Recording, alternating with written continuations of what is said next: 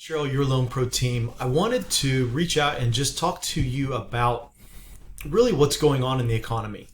We have a lot of people that are talking about kind of the sting of all of these higher prices, from gas to groceries. And what it's done is it's really put a lot of pressure on their budget. And a lot of people are then going to credit cards a lot and creating some debt there. So I wanted to show you just some strategies to consider as you look at this, modern economy, and see what we can do to help you out. In this scenario, we've got a $350,000 home that was purchased back in January of 2019. So about 3.5 years old. They did 10% down, gives them a loan amount of $315,000. And so based on, this is Denton County, and this is based on a scenario of a client we had. But Denton County, that home today would be worth almost $550,000. And so what we're looking to do is, and based on that, again, start out with $315,000, paid on at 3.5 years, owe $290,000 today. That's $256,000 in equity, and they've got a rate of 3%. What we're looking to do, the value is going to stay the same, but we're going to increase that loan balance to $375,000. We're going to reduce the equity from $256,000 to $174,000, and we're going to double the rate from 3% to 6%, just to show you that it's not always about rate. Sometimes strategy pays off even more. But here's our scenario. So I've changed up a lot of the data just to protect the innocent. But let's say you've got a credit card, a couple of MasterCards, a couple of Visas, Discover, Department Store Card, Gas Card, American Express. That is a total of $81,300 in credit card debt. And again, this is very similar to a situation we had. We have done this with clients that have had more than double this amount of credit card debt. But any amount can be bad. And really now, if you see the Fed is continually raising rates, those don't directly affect mortgage rates, but they do directly affect credit cards and auto. They're the short-term overnight Fed fund rate. And so if your credit cards have these balances, these rates are going up, and that interest is getting more expensive. So they've got $2,000 in credit card debt, and what we've done is highlighted these in blue to pay all of these off using the home equity. That's the really great news. If you do find yourself in this situation, home prices have gone up so much that we've got a lot of home equity. So here's our loan details.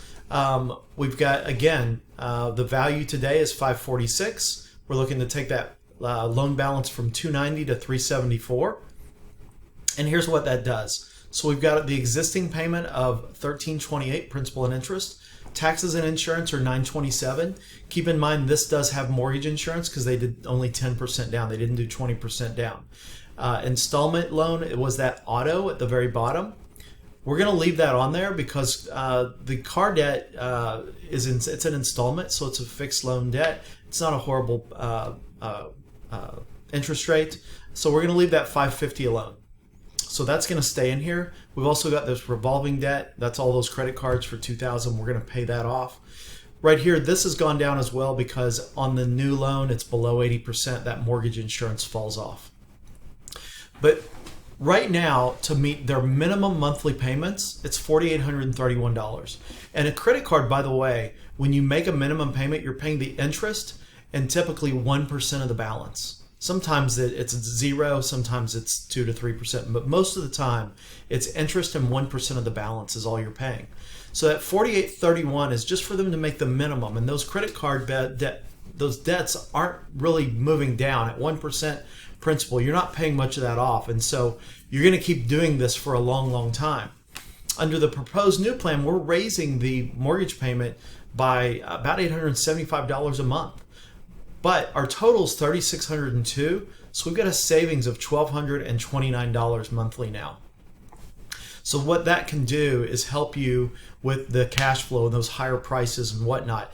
And then, look, we could also, and we'll watch this for you too. So if rates do go down, and most economists expect that we're probably about 24 months away from that, then we can reduce the mortgage payment again. And we'll also talk about some strategies. The last thing we want you to do is pay off these credit cards and then charge them back up. That really defeats the purpose. But let's say the 4831, you're like, well, it's tight right now, but I can still make that payment. It's not a big deal. There's some strategies we can put together with that as well. So let's say that $1229 that we're saving, we're going to keep making that $4,800, but instead of making it to all these high interest credit card payments, we're going to apply this to a principal reduction on your mortgage. So keep in mind, we've doubled your interest rate on your mortgage, and by doing this, we're going to pay it off in 13 years instead of what you currently have, which is 26 years and 4 months. So we would be reducing your overall payments. When we look at the amortization, just in the first 5 years, under this current plan, you would have paid $39,000 in principal. Over here, we paid $111,000, so we've got a $72,000 increase. After 10 years, your amortization gain is $178,000, and after 13 years, on the current loan, remember, at half the interest rate, you would still owe $115,000. On this one, you would be paid in full, have an amortization gain of $259,000, and a net increase in wealth of $175,000. So at the end of the day, I don't know that this is the right strategy for you, but what I wanted to really point out is that it's not always about rate. Don't pay those high interest credit card payments to hold on to that low mortgage payment.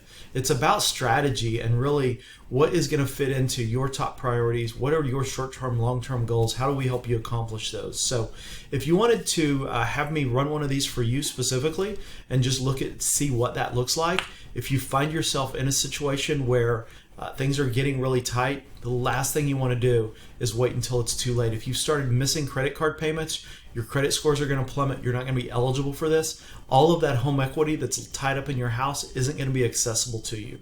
So please, at any point, if you feel like this is something that you might need to look into, there's no obligation. Give me a ring. Let's pull these numbers. Let's make sure that you don't lose or jeopardize what is the greatest wealth creator for most American families, which is their home. So anyway, I look forward to talking to you. Thanks. Take care.